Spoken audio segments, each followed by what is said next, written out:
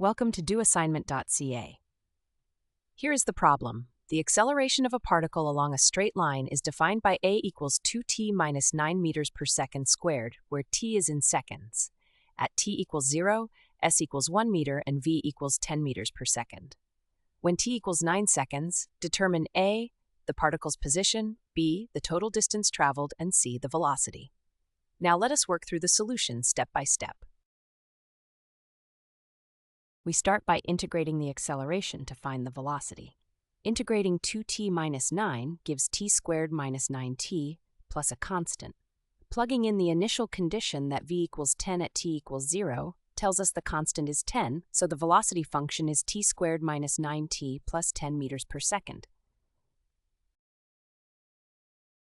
Next, we integrate the velocity to find the position. Integrating t squared minus 9t plus 10 gives t cubed over 3 minus 9t squared over 2 plus 10t plus another constant. Using the initial condition, that's equals 1 at t equals 0, we find the constant is 1. So the position function is t cubed over 3 minus 9t squared over 2 plus 10t plus 1 meters. For part A, we substitute t equals 9 into the position function. 9 cubed over 3 is 243. 9 times 81 over 2 is 364.5, and 10 times 9 is 90. Adding the constant 1, we get 243 minus 364.5 plus 90 plus 1, which equals negative 30.5 meters. The particle is 30.5 meters to the left of the origin. To compute total distance, we need to know when the particle reverses direction, which happens when the velocity is 0. Setting t squared minus 9t plus 10 equal to 0, and using the quadratic formula gives t equals 9 plus or minus the square root of 81 minus 40 all over 2, which simplifies to 9 plus or minus the square root of 41 all over 2. This yields two roots, approximately 1.298 seconds and 7.702 seconds. Both fall within the interval from 0 to 9, so the particle changes direction twice. We now evaluate the position at the two turning points and at both endpoints. At t equals 0, the position is 1 meter. At the first turning point near 1.298 seconds, the position is approximately 7.113 meters. At the second turning point near 7.702 seconds, the position is approximately negative 37.04 meters.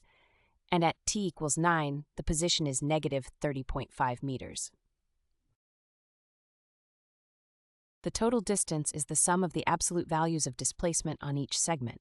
From 0 to the first turning point, the particle moves about 6.113 meters forward.